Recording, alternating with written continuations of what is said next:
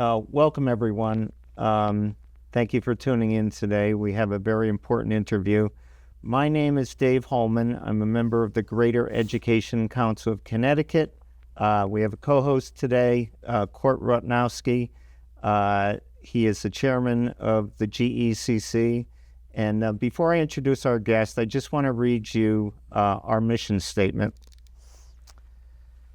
It shall be the mission of the Greater Education Council of Connecticut to facilitate, coordinate, and communicate a united statewide effort to educate, expose, and prevent the woke indoctrination and sexualization of all children in the educational system of the state of Connecticut, to protect the individual dignity of our children by supporting and codifying their constitutional right to an education free from ideological or political indoctrination, to recenter public education concerning race relations around Dr. Martin Luther King's dream of a colorblind society where all children will be judged by the content of their character and not by the color of their skin, and to ensure that an unrestricted right to school choice is available to all parents.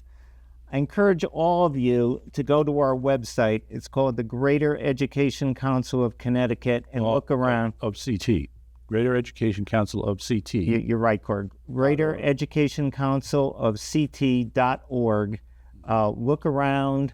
Let us know you went there, and if you're so inclined, join us. We can use the help.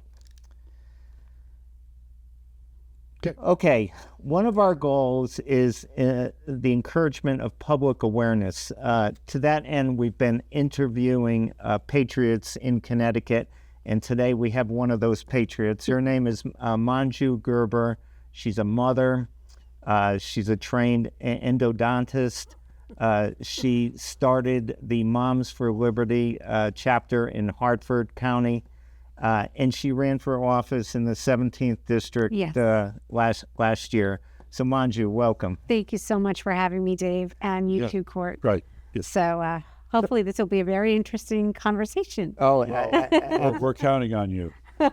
So anyway, you heard our mission statement. Yes. How did that correlate, if at all, to Moms for Liberty? Oh, I think it goes hand in hand. I mean, it is so important that parental rights is really being addressed in our state because it's being taken away slowly by our state government, by the Connecticut Democrats, really. Right. And they keep infringing upon our free speech, our First Amendment rights, the civil rights of not just parents, but also children. And, people don't understand that Moms for Liberty is exactly the title of what it means. Moms for Liberty. Liberty is the freedom for any single individual, God-given right to live their life the way they want without infringing on someone else and their rights. I'd just like to interject something at this point. Yeah. So doesn't Moms for Liberty have as their motto, education, not indoctrination? Yes. Well, there's a few. We seek to really educate, empower, and unify parents, grandparents, anyone in the community who feel that children need to focus on strictly academics, back to the basics of math, writing, and reading. Let's get all this other junk out of the way, because it doesn't really, it's not putting up any effort in educating a child where we are putting them in an environment where they can succeed and become a productive member of society. And also, how is that going to affect, their standing when they get a career, or the global marketplace when we're competing with other foreign nations, in terms of technology, in terms of how they're educating their children in those countries. You can't even compare now, looking at China even, and how they educate their children to how we are doing in our country. Well, if you're concentrating on equity and social justice and all this other stuff, you're taking away from the basics. Oh, you are. And also from gender pronouns. I mean, what is this? I feel like we've no longer become a society of education, but it's more of a society of entertainment value or something. Well, let me tell you what's going on in Guilford. Up in Avon, you're from Avon. Oh, right? yeah. It's bad up there, too. The school system there, have they embraced this portrait of a graduate stuff? Do you even know what that is? Well, I mean, they have embraced everything woke. I'll say that much. I think you have, it's typical suburb where you have these, white liberal females that are the ones, they're a minority in number, but they're the most vocal. So they're the loudest. And they tend to drown out or silence the majority who may not agree with them and do not see these things in their way. Yeah. And that's the big problem. And of course, their spouses go along with them because what are they going to do? Right? They got to survive somehow. Happy house, happy wife, happy life. Wife, right? Happy life. Right? Something like that. I'm a little confused about that. But anyway, getting back to this portrait of a graduate, this phenomena is sweeping the country. So we totally embrace that in Guilford. And what it is, it's 6 woke competencies that they want our graduates to have when they graduate from high school. Wow. I understand that it's done district by district. Each district may have a slightly different list of competencies. Right. They pick their own. So in Guilford, they pick things like empathetic individual, global citizen, critical thinker. It's unbelievable. Okay. Nothing about being competent in reading or writing or math or science or any of that stuff. Yeah. In fact, they just in all the towns in Connecticut had to adopt a new educator evaluation plan for their town. But in Guilford, the first paragraph in their new educator evaluation plan, their foundational principle is equity. Equity. Oh, God. So these are the things that are important, and I didn't know if that was your experience in Avon. I don't think they have a certain structure as that, but it's definitely in their curriculum, or maybe in their social settings, like, for example, tampons in the boys' bathroom. Oh, yes. Gender pronouns. You know what they call that in Guilford? No. Menstrual equity. Menstrual equity. Oh, yes. Lost it. That's what they call it. Right, so you haven't had an opportunity to really look at the Avon Public School System website. I have. I mean, I don't always go to it all the time. I look at different school districts, and they usually have the same thread of the words. These are catchphrases: social emotional learning, equity, diversity, inclusion. Those are usually the big things. Culturally responsive education. Yeah, they don't talk too much about culture wars. I think they kind of stay away from that. But it's all kind of a subtle hint in that direction. Mm-hmm. And but they all have that. I mean, I think the other town in Farmington Valley that's actually really off the deep end, I would say, is West Hartford. Yes, right. And actually, when I started looking into this a few years ago, I saw that West Hartford had already moved towards that entire section of diversity and inclusion. And Avon, not as much at that time.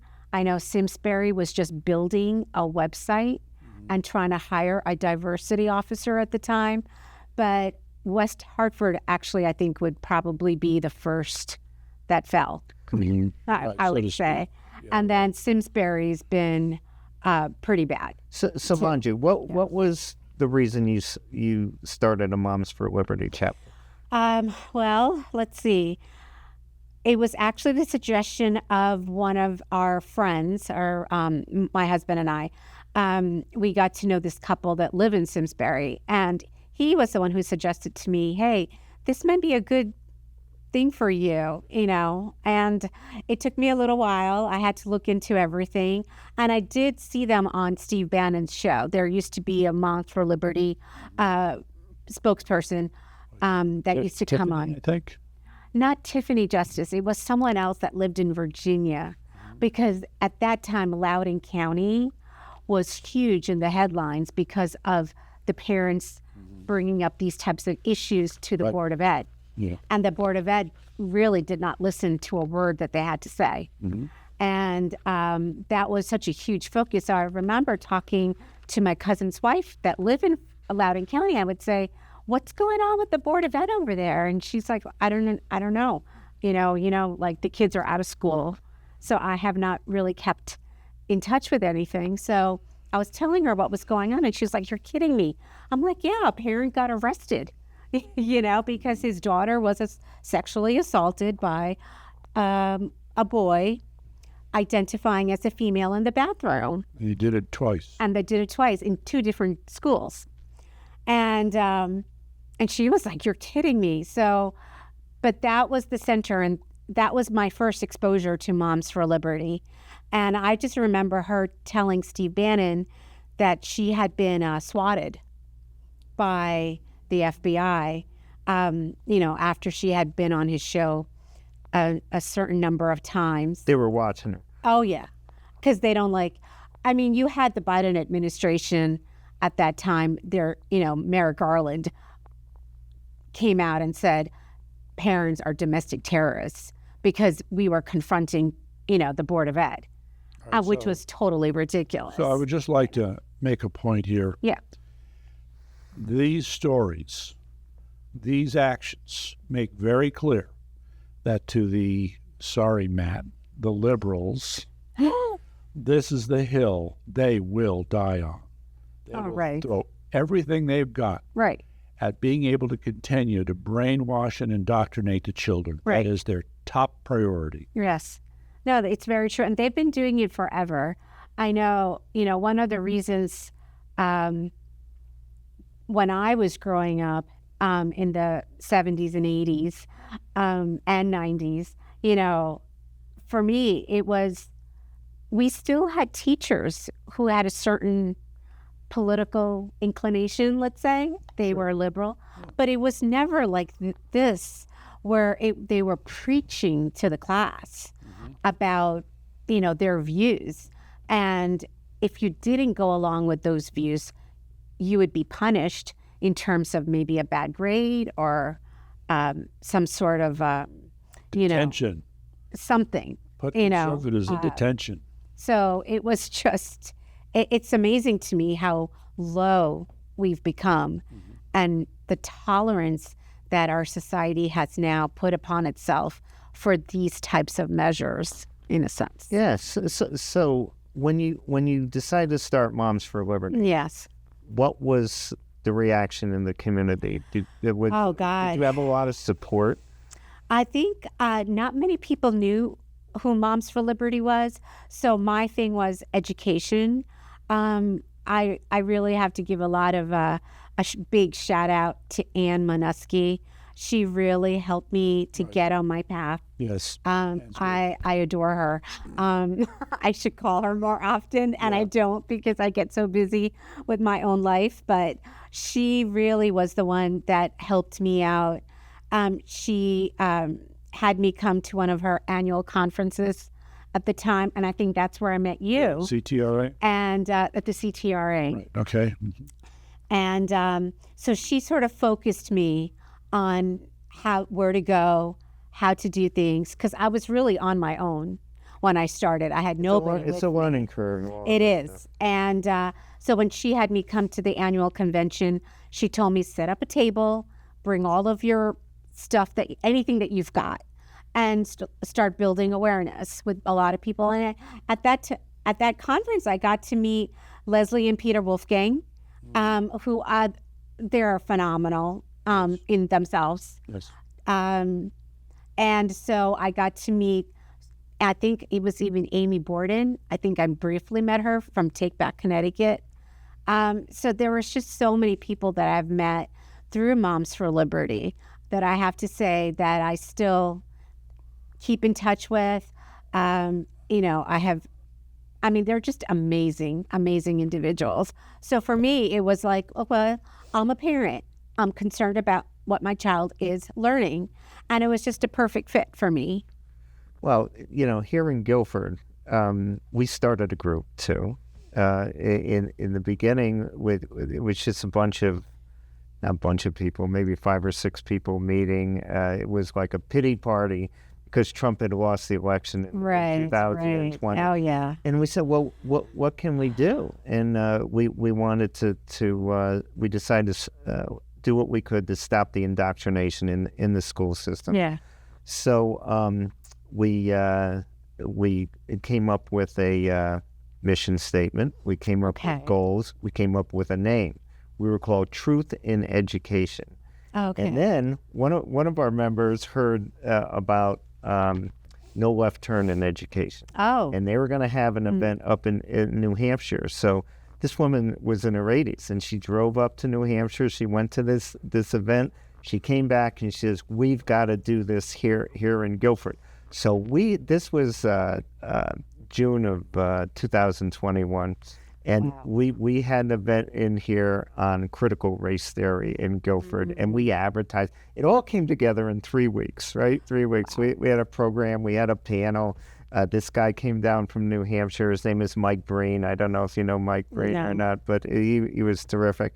And we attracted protesters. We had 100. Oh, God. You don't have to tell me about that. Well, I want to get into this in a minute. We had like 100 protesters outside. We had Channel 61. We had Channel 30.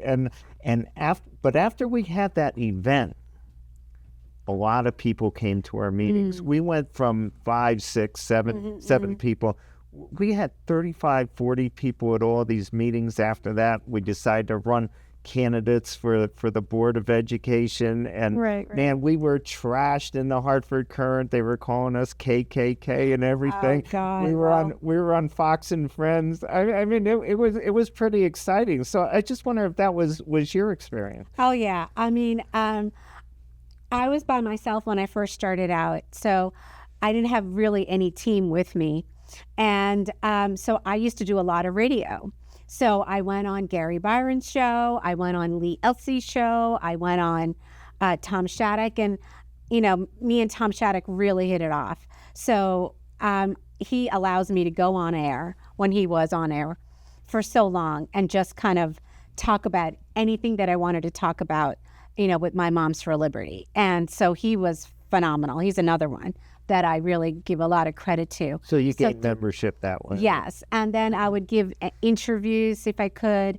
Connecticut Sentinel was another, cornerstone for me, where I wrote articles about Moms for Liberty. So I did have, slowly gathering of members that began to join in our Facebook group. And that was always the best way for me to kind of get support. But yes, I decided to myself, you know what? I think people need to know the definition of parental rights. It seems like people get lost in the meaning of that. And they're not sure on how to define it. So I want to make a symposium where I can talk about parental rights and why has that word become such a dirty label? How far along with this symposium? This was back in 2023, I think. Oh, you already did this? Yes. And then this was prior to the my run for Us Canada. And when you had the event with James Lindsay. Yes, that's right. That. Yes. Okay. And no, this was the event with James Lindsay. Oh, it was? Yes. So I invited James Lindsay to come because he had a book coming out that was the Marxification in Education. And so I thought, okay, this is a great way for him to promote his book. And then it's for me a great way to really tell the community, about the fact that parents have every right to raise and have a role in the central role in the upbringing of their children, and I think the operative phrase is their children. right, and it's not controlled by the state. Sorry, the state has no role to play in it unless a parent is unable or is not fit to raise or educate their child. Mm-hmm. And so when I started to have this event, it was really going very well. It was, I was getting a lot of people that wanted to come because, of course, the James Lindsay was going to be there. And then I also had a panel of speakers. So I had met Senator Rob Sampson through Ann Minuski. And at first he sort of was like, what is this Moms for Liberty? And, what am I doing here? And so I was trying to tell him, and we had a couple events at the state capitol. So he slowly started to understand, okay, this is something big. Okay, I really understand what your mission is now. So he was on the panel. And so he was on the panel. Who else was on the panel? Oh, let's see. I had, so my biggest learning curve experience was the fact that not have too many people on a panel, but I had a lot. I had Dr. Amy Chai on the panel because she knew a lot about transitional surgeries. And then I had Ann Dauphiné, Representative Ann Dauphiné, who was there. She was on the panel. I had so many other people that I just can't even think of right now that was on the panel to talk about different issues. And James Lindsay was on the panel too. So you advertised this event? Yes, I advertised the event through Eventbrite.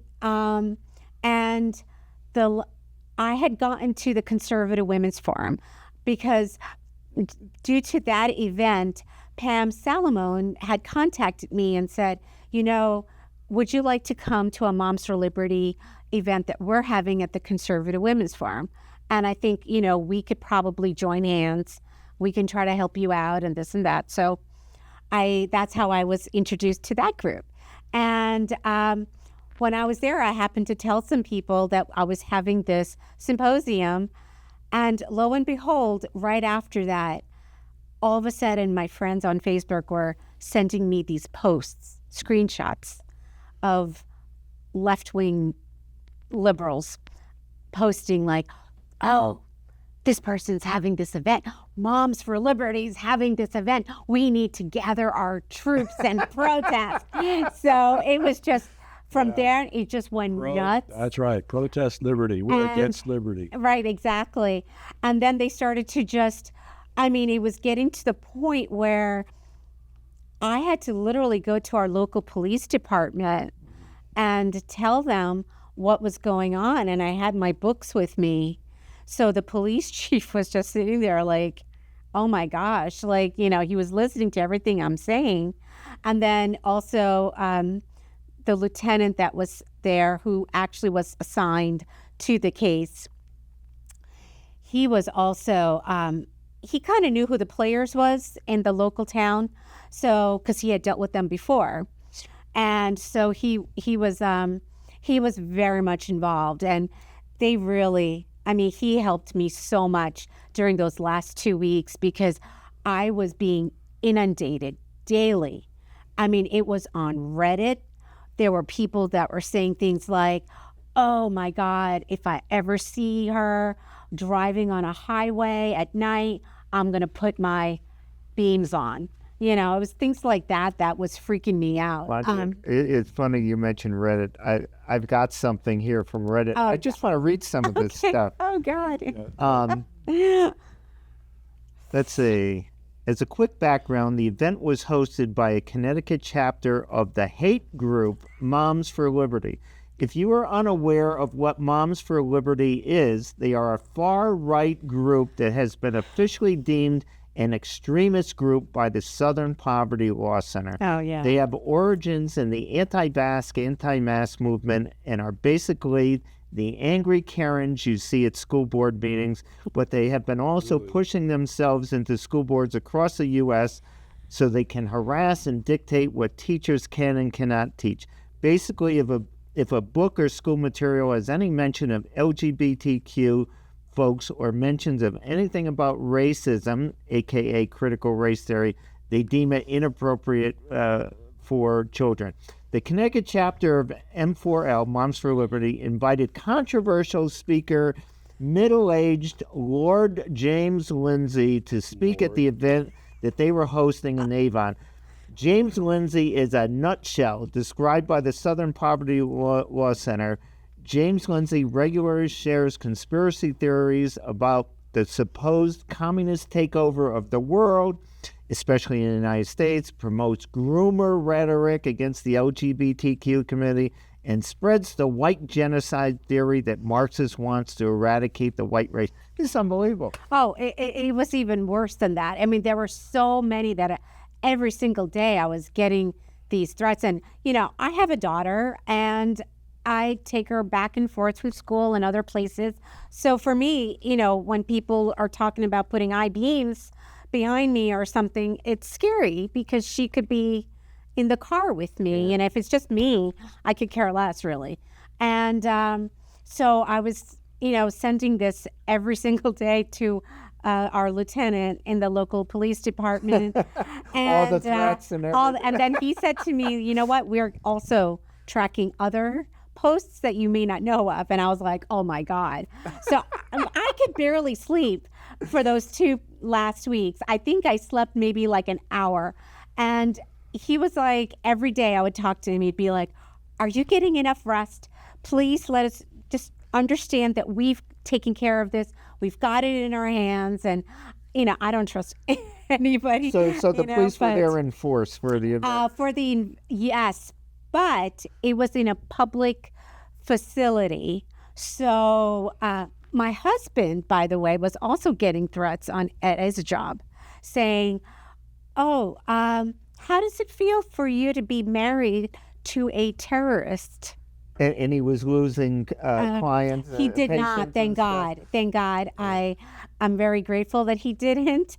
But the fact that he was getting these anonymous threatening phone calls at his workplace, he didn't tell me in the beginning. He only told me like a few days later because he didn't want to make me so upset. But he was really telling me, you really maybe you should think about canceling this, think about canceling it. And I was like, too late. Well, I can't. I mean, I'm talking on the behalf of so many parents in our state. And if I were to cancel this type of an event, what is it going to say to these parents?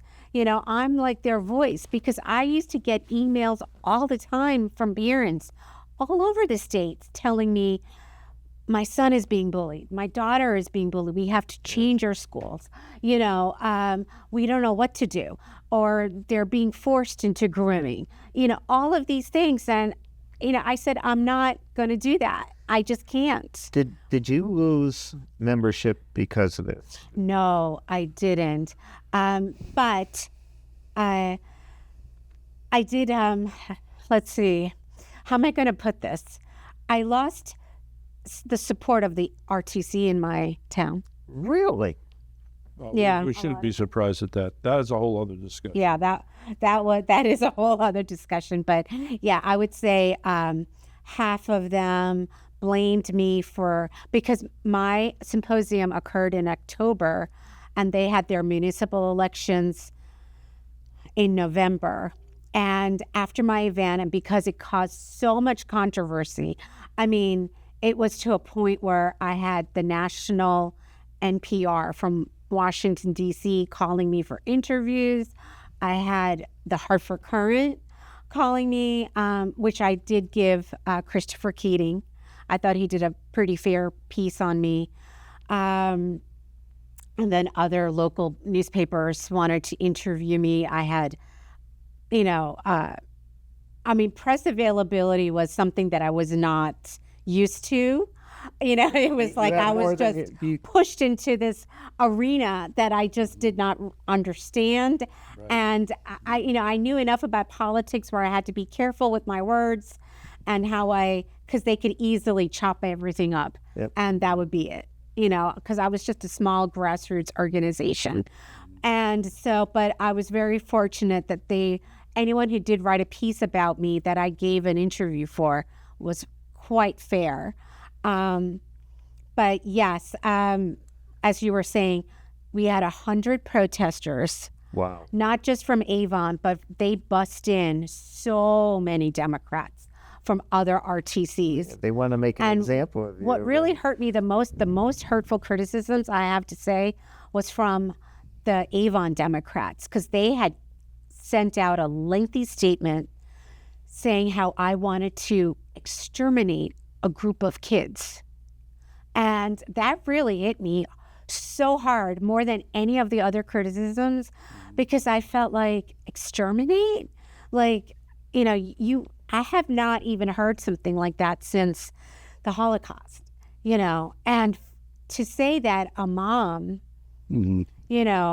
who loves their child, and I'm, and I'm in the health professions, as you said, I chose to be in the health, to have someone like that be called an exterminator of a certain group of children was just so far beneath the belt for me that that's one of the reasons why I decided to talk to a lot of these reporters, because I was just, that really disgusted me. Well, they want to make an example of you. They wanted to vilify you so much that everybody else would be afraid to step up. Oh, yeah. And do what you're doing. Yeah, that was their real big goal. And I think they failed. We had a lot of people that came on the day of from our towns because they had heard so much about this symposium that they attended. We must have gotten like 20 to 30 people, I think, just on the day of. So from some of them from all over the state, some of them a lot from our town. And they loved it. Even the police that was assigned there in the room was so, I don't even want to say, they were just engrossed in James Lindsay's presentation. Yep. And they loved it too. You can't, because you're just talking truth. Did you And film the that's- event? We did, yes. And I did post it on YouTube, and I think Jennifer Sparks, Jay Cherry. So how can people find that if they want to Oh, watch it? it's on YouTube or under Jay Sparks Productions, and what's the other, and Rumble. Okay. And So then I go think go to YouTube and put in Jay Sparks Yes. and Moms for Liberty. Yes. And they'll find it. yes, and also Kevin Larson did a wonderful piece too. Or they can even go on my Facebook page, the Moms for Liberty page on Facebook, and go towards October of 2023, and they'll probably be able to see that. But yeah, we had so many protesters. I know, my husband, because he didn't like any of this publicity whatsoever. And he just was like, oh God, when is this going to be over with? And on the day of, when we were walking into the building, he was like, oh my God, there goes my livelihood. And I was like, stop being such a drama queen. But it was stressful for him, which I totally understand that. But it was a lot of stress for me too, Well, I tell you, Manju, that's why I was so excited to interview you today, because people like you, are the hope for our state and for our country. Well, thank you. People are afraid to step up. I know in Guilford, I was telling you about that CRT event that we had.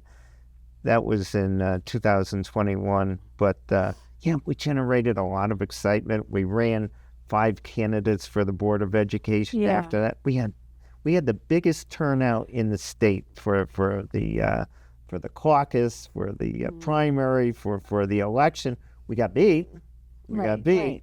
But and after that, these 5 candidates, they all had kids in our school system in Guilford, and they were all they were attacked.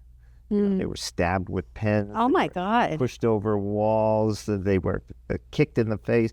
All sorts of things, to the point where 3 of them filed a lawsuit against the school board Wow. and the school, and it hasn't finished yet. It's But still we're hoping for a good Oh my good goodness. outcome in that.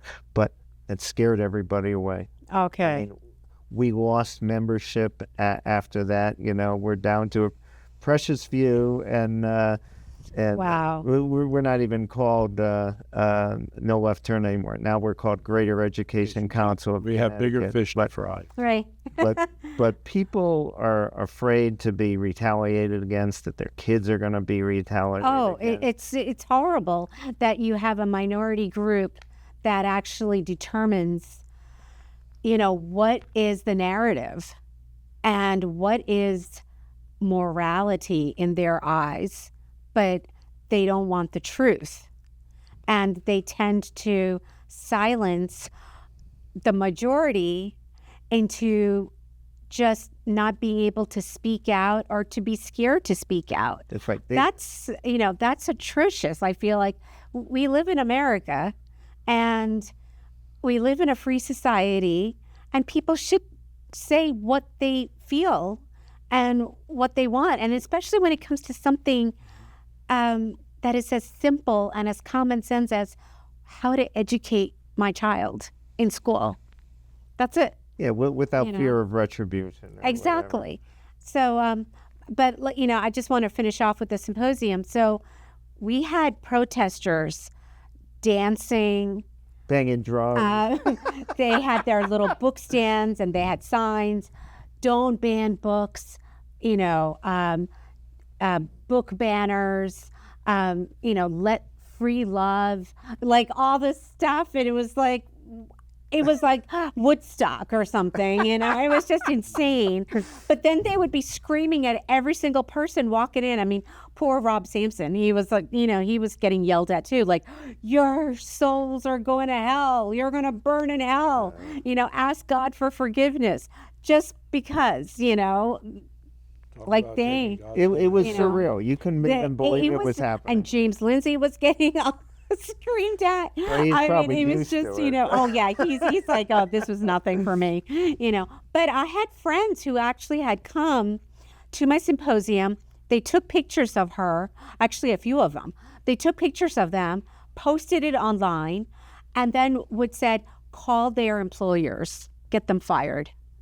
And so, unfortunately, one did get doxxed that way, and she suffered in her job because of Oh my it. God. So anyway, after this event, So after this event, you decide to run for office. well, no, that actually even took 2 more years. the following year. Okay. Yeah, this was 2023, and then Rob Sampson and I got to be really good friends, and we have a mutual admiration society going, but he was the one that kind of told me, like, we really need people like you to run for office, Yep. and I think you should run. And I said, listen, I don't know what you're thinking or what you've been taking, but I am not candidate material. Like I will, if I were to speak my mind, I would probably alienate half of the voters. But he just kept telling me he wouldn't give up. He's like, no, I really think you should run for state rep against this lunatic of a progressive you have over there. And her name is Representative Eleni Kavros DeGraw. And he just was like, you really need to run against her. Well, it's fortunate you had someone like that mentoring you, because Otherwise I you wouldn't don't, have. it's, Yeah, Right. it would have been a nightmare if I hadn't. But he really was there guiding me. He was my campaign manager, basically. And like I said, I had lost half of the support of my ARTC after the election because they blamed me and my Moms for Liberty group for losing their municipal. So you got no support from the RTC when you decided to run. Most of them did not. The same people that blamed me for, having them lose the municipal did not support me. And I just had a certain number of people of my conservative friends that really helped me in my campaign. But the rest, no. Yeah, they probably just stayed home on election day. Probably. I mean, they all thought I was going to lose, so why bother? A lot of them did not give me the donations necessary to put myself on the ballot even. Really? They said, because So you first didn't of all, qualify for matching funds or any of that stuff from the state? no, I did. You did? But you need to have a certain number Yep. of donors from your district. So they didn't want to do that. Because I had been so outspoken in my ARTC meetings throughout the years, I don't sit there and just take whatever they say at face value. I do question a lot of their motives and their strategies. And I've come to realize that you can't do that in an RTC meeting. You just have to basically just sit there and just let the meeting go and let them determine what is going to be discussed. Why go to the meeting? Exactly. For me, it's, when they say things like, well, vote for so-and-so because they have an R next to their name, well, why? Why should I have to vote for someone who's going to vote like a Democrat? Like what? Oh, no, I can't say that. How dare you? And it's sort of like, well, when did we become the party of the, shut up, sit down, and obey? And I thought we were supposed to be standing up for the Constitution and for liberty. I mean, that's the whole reason why I'm a Republican in the first place, or a conservative in the first place, and why I really did support President Trump when he ran. For me, make America great again. It was like somebody put a light switch inside of me, and it just, made me feel alive, because in those 4 words, I realized that, yes, that's exactly what I've been wanting, to have the type of memories that I had growing up in America. Well, I was going to ask you this. You're first generation American, yes, right? Yes. So your parents came from India? India, yes. Okay.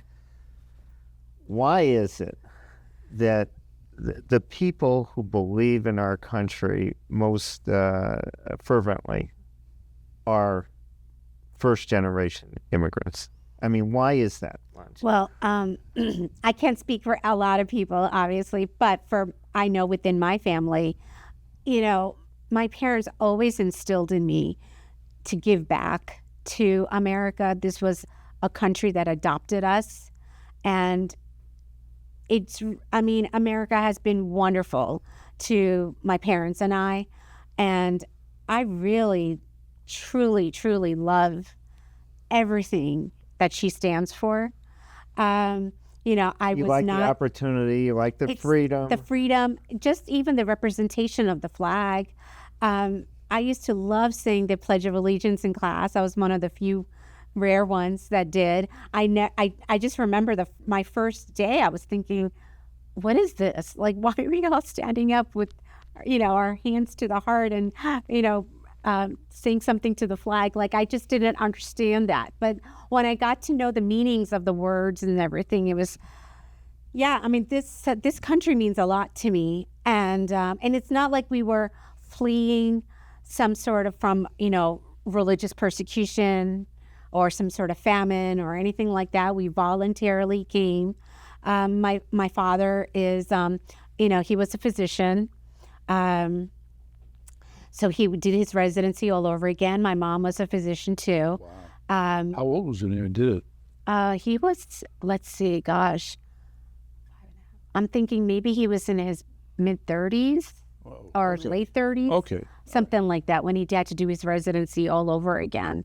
But so... And they spoke English. Your parents spoke English? Yeah, because English is the language in India, because we have such huge diversity of languages in every state, that the best thing that the British ever left behind India was the English language. I didn't realize that. I didn't know those weren't shabby either. Yeah. But you know, they came here because there were freedoms here that you didn't have in India. Oh, yeah. Well, actually, my dad says that they were giving out. He came here in the time of Richard There was Nixon. opportunity. Yes, Richard Nixon. So they were handing out green cards, easily because they needed cheap labor. Yeah. So my dad came because of that, and he wanted to really learn about America, and he was thinking, okay, maybe I could stay here, do my residency, learn as much as possible about medicine, and then go back to my country and help out, everyone there. But he just fell in love here, just like I did. My mom, it took her a long time to adjust because for her, she really had stronger ties with her family and friends back home in India. And so, yeah, I mean, I grew up loving this country. I felt more patriotic than most Americans that were born here. I never took anything for granted that this country had offered. And, Well, that's the point. that's the American dream. And I think, because of my parents and my dad's hard work and everything, we did accomplish the American dream. And so my goal was always to give back, in some sort of way. And that's why I decided to go into my field and give back in that little way. Yeah. I mean, you came from a country that wasn't oppressive, but a lot of immigrants, they come from oppressive countries. Right. That they see what communism is. Right. And they must be saying, oh my God, we left, we risked our lives to leave these other countries. Right. And now look what's happening over here. They must be appalled. Oh, God, yeah. I know, speaking to a lot of friends who come from Poland or even Cuba, Southeast Asia, like Vietnam, like places like that, or even the Middle East. I mean, there are such strict rules there. I mean, before the new, kingdom had come in, that gave females the right to drive cars now, But in Saudi Arabia, you couldn't do that, And you needed to have a man, like an uncle or a brother, basically escort you around places publicly, But so we take so many things for granted. And I never understood why people would burn the American flag. I mean, I remember seeing that image for the first time of that and just being like shocked, Yeah. Oh my God, you're burning the flag? Why isn't that a crime that you serve a sentence for? But these are the things that really drew me to President Trump, and I'm a proud supporter of him. And I consider myself a Trumpligan, He's a person that comes along once in 100 years. Oh, yeah. We'll never see a man like that again. I mean, Well, meantime, 2 points. We see nationally this trend where more people are moving in the direction of Republicans and conservatism. You see it in total numbers. You see it in terms of ethnic communities. Yet you have certain states clinging bitterly to liberalism, and Connecticut is a big one. yes. I was going to say, yes. Court, you wouldn't know it. I mean, I went down to this rally on the Guilford Green.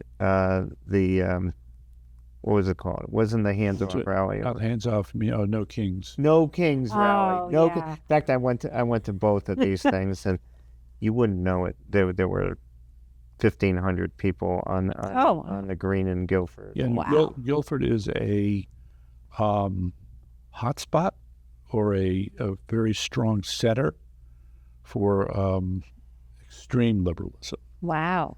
But they all had signs. They were all banging drums. Right, and part of it is And being mostly bedroom community of Yale. older white people. Yes. 70 and up, Right. I would say. And they were all enthusiastic about it. They Yeah, were 'cause happy to be This there. is their Woodstock days, Thank you. That's how I right. feel about it. Reliving the good old hippie days. Anyway, so all of this leads to, I don't know if it's a separate discussion. I think Ed was right to suggest it, there is so much to go through. We did touch on it, that long conversation we had about the structure and dynamics of politics in Connecticut. And we, as Republicans and conservatives, remain in a terrible state. And I'm going to use an analogy or a metaphor.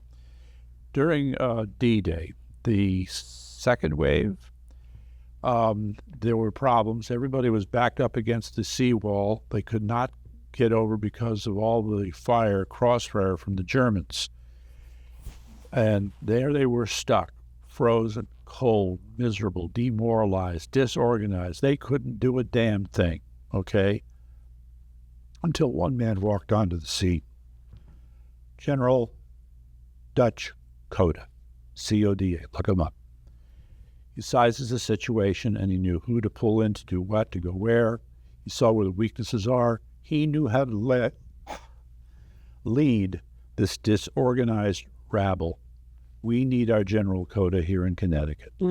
Okay? That's what it comes down to. Where do you find General Coda? I don't know. I don't know if it's a picture of that guy I just showed you. But somebody's got to be the guy or woman who can see, politics is a very crazy lifestyle. That's the best way I would describe it. Yeah. Because shifting alliances, you can't trust people, Right. all the backstabbing that goes on. People misunderstand things so easily. They totally lose perspective with respect to what your mission is, why you're here, and what you're working towards. That's right. Because somebody just said something and said, I'll never work with that person again. Come on. You know? Right. And the deep, dark, dirty truth is that Democrats are better at holding together than we are. And part of that is a recent study that just came out where it was what they call an attitude network. So they surveyed points of view, and they asked these, I'll call them scenario questions. If you were in this situation, what would you say? How would you react? And the data they got created the following. On one side of the diagram, you have dots and lines, and on the other side, you have dots and lines colored blue and colored red. The blue was like this, a tight knot of dots and lines. The red side was all spread out. The point is that the Democrats have much less tolerance for variations and points of view, hence the tight knot in terms of opinions. Republicans are willing to entertain a wider range of viewpoints, hence the more spread out network. So Manju, you went through the campaign. You put yourself out there, right? You learned a lot. Yes. Oh, Are you going to do it again? I don't, never say never. Right. But I think there has to be so much changes. I mean, Court's right. I mean, we have a state where one political party has basically dominated. And, it's not that they're gaining Democrat voters in our state. No. They're not. They're actually losing them. But the problem is the opposition party, which is unfortunately, non-existent, really. They have no messaging. There's no mission.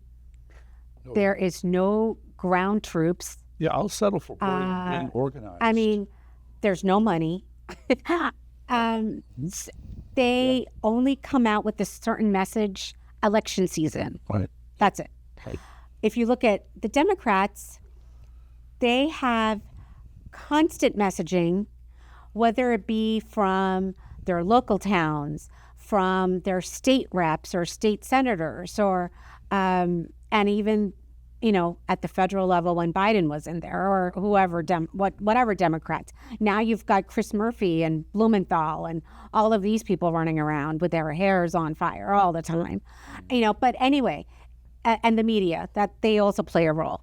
But they all at least, they have their messaging sharp, it's strategic, and it's 24/7, 365 days of the year. It's not just in one cycle of an election.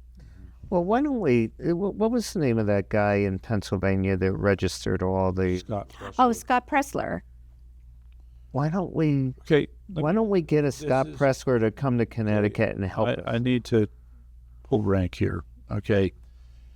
In the interview that I had with Ben Proto, all right, the only thing that I can give him credit for is that he's done well with municipal elections.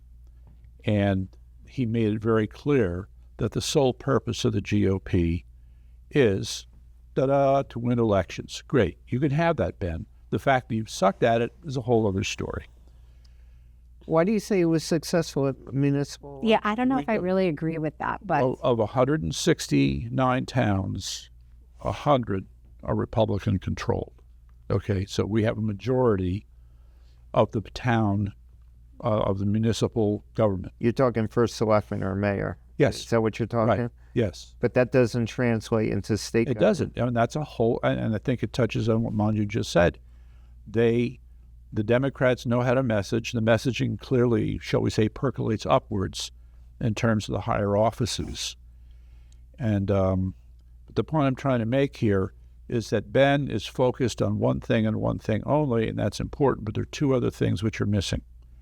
And this is where I would hope that Manju and I can spend some time talking this out. We can include you too if you want to be included.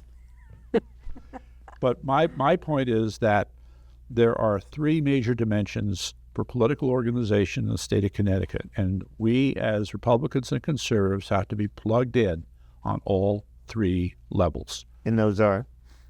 Grassroots organizing, Yep. elections, and strategic planning. We have nothing to speak of in strategic planning or in grassroots organizing. We don't have a Scott Pressler, okay? Yeah, So but all we you have- could import a Scott Pressler. Yes, well, you could. one would hope, yes. But the point is, for us to have an all-embracing plan that can get us to where we need to get politically, we have to plug in on all three of those levels. Yeah, I think at least in Guilford, my experience in 2021 when we had an issue. All right, you got to have an issue.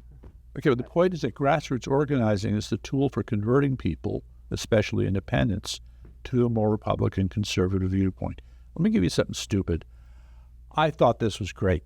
So the idiots who did the No Kings protests were told, don't wave colored flags, and wave the American flag. It is Flag Day after all. I didn't see one Mexican flag. The only flag I saw on the Guilford Green was the American flag. Okay, because the protesters were passed the word to do that. It wasn't their idea. It was because they were expressing patriotic experience. It was their marching orders. But there's a problem.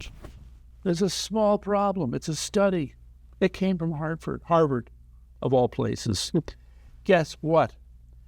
If I take two groups of people and I have a quiz and I ask them before and after looking at the flag, guess what? Their answers become more conservative after seeing the American flag. So they were, quote, brainwashed. Why are you acting like that? That's what the study showed. Okay, fine. It doesn't mean that they immediately drop all pretense of being liberals and all that stuff, but the seed is planted. It's a slow process. We've had this discussion, okay? 4 years, okay? It takes 4 years to convert somebody from one point of view to another. So you got to start somewhere. But the biggest thing I see, we know that the Democrats are our opposition party. We know that. We know that they don't, we at least the progressives, the far left progressives, I don't think there will ever be a mutual understanding of the two sides at all, or common ground, nothing like that. But the biggest concern that I see from my race last year, and for just taking part in the state central campaign, is within our party. Yes. That is the biggest fight that we need to have.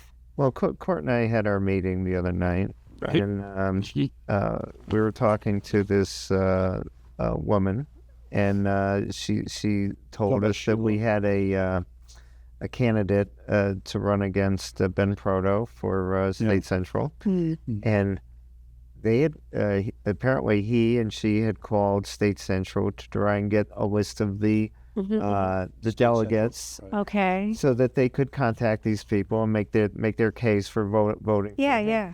They wouldn't give it to them. Of course not. They wouldn't give it. I mean, why? Well, why should? I mean, for them, it's like, screw you. You know. Well, not only that, we don't want change. We don't want to. No, of course not, because you're going up against Ben Proto. I mean, and he controls the State Central right now. Yeah. So, I mean, that's. So we're no better than the Democrats when it comes to that. You have to go independent of all of that.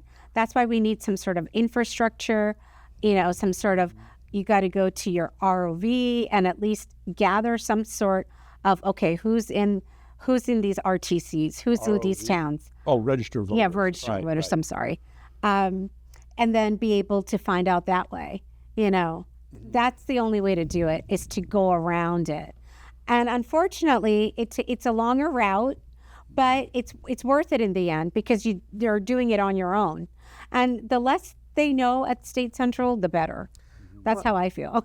Well, I know we had our you and I are on the same page. I know, because you and I have spoken about this, yeah. Right. But the struggle has to be within our party. Because right now we have moderate Republicans that will not talk about issues, burning hot issues during an election cycle. They are too fast and busy to run underneath the desk and be like, oh my God, please let all this just go away. Please, please, We have to appeal to the moderates, right? We have to temper our message. Right? Oh, God. And in some ways, you don't want to alienate anybody, but you could do that just using your conservative values. You don't, for example, I find there are some elected officials that run for office, or anyone who runs for office, they are so concerned about what the soccer moms are going to say. I don't want to talk about boys and girls sports because it's going to offend a segment of my district. We can't have that. No. So they don't even want to discuss these things, but they have no problems criticizing the president, who's in office. They will also be more willing to get, for example, when I ran last year, the independent party had a pledge. And you had to sign the pledge to get their endorsement. Basically what it said was, number one, you pledged that January 6th was an insurrection. That's no independent party. Well, that is what they held. Yes, on that. Okay. And the second thing was, all elections past and future are fair, which we all know, considering what happened in Bridgeport. Yeah, we won't question the election results. Come on. So a lot of conservative Republicans who are running for office did not sign the pledge. It's not worth it to get the endorsement of the independent party. And you know what, Manju? It wasn't just the independent party that had those things. Right. It was the teachers' union that came out with those things. Yes. It was these conservational groups that came out with the same thing. Right. And every one of these Democrats signed these pledges for these outrageous because things. it goes right inside their wheelhouse. But when you're talking to a Republican, supposed Republican, and I love how they say that they're conservatives. I don't even think these people know what conservative truly means. But, they were so willing to sign the pledge, and for me, I found that tells me a lot about you as a candidate and as what you would be like as an elected official. Yeah. Because, a lot of people would tell me, I'm going to vote for this Republican. Okay, maybe they're not 95% with me. I can understand that. Maybe they're 80% with me. I can deal with that, and I'm going to vote for that person because it's better than to have like a communist in there. Yeah, I agree. Okay, and I used to feel that same exact way too. And now I'm like, No. The bar is so much more raised for me now. Now it is, okay, let's say you're standing with me 80% of what my values are. Are you going to be willing to fight for me in that foxhole when you're in that committee? When you're in a hearing, when you're on television, when you're behind a podium doing a press conference, are you going to be out there fighting for my values? Because if you're not, and you're going to stay silent, I'm not giving you my vote, even if you are going to stand 80% of the time. Yeah, I don't care if you have an R behind your name. That's not enough. No, it's not, because you might as well be a Democrat then. Yep. You might as well be a Democrat. And so right now, that is my standard. And I will not vote for anyone who cannot get into that arena and be a gladiator and fight. And yes, are you going to lose? Of course you are, because you're in the minority. But the fact that at least you will get up there and you will be my voice for a certain issue, even if you may not agree with that, but you're being my voice. That's all that counts for me. Mm-hmm. Manju, we need you to run again. That's what we need. But I'm gonna reiterate that if you don't have the grassroots work done so that she has more support than she had last time, it's not going to work. Yeah, Listen, exactly. Manju has you and me behind her, right? That's all. Well, yeah, but you're not in my district, unfortunately. But we can still help. I mean, the thing is, that's where the RTCs play a role. And unfortunately, a lot of them they say that there's conservatives in there, but they always fall and they vote for these moderates, and if you have a conservative candidate that's running, they would rather vote for someone because they're told to do so, or because they have a relationship. An RTC exists to win elections. That's it. You're not there for partying, social social stuff. Well, actually, that's it. That's in support of. You know what I mean. But it's really there to win elections. That's it. You're not there to get along with the other side. Right. You're not. And you're not there to get along with, well, this person, they may not agree with me completely, but I'll stand by them because they're my friend, or, whatever their excuse is. Are you there to win an election or not? Yep. Period. We're not there to drink wine, be social. And I feel like a lot of these RTCs are doing that. And I wish my RTC did that. They're terrible. Well, we have too many of that. I mean, you could still do that on a Friday night or happy hour. Fine, no one's stopping you. But not when you're at a place of business, and it should be business. Yeah, well, business in this case, as I'll just use a model. If you're running a business, right, you realize your business is not in the four walls where you work. Right. Your business is out there. Right. Okay. For the party, it's the same thing. Right. You can have your RTC meeting, but your real work is out there. Right. But there's nothing with that. Like, for example, we don't even have in our town, we don't have many candidates for the municipal.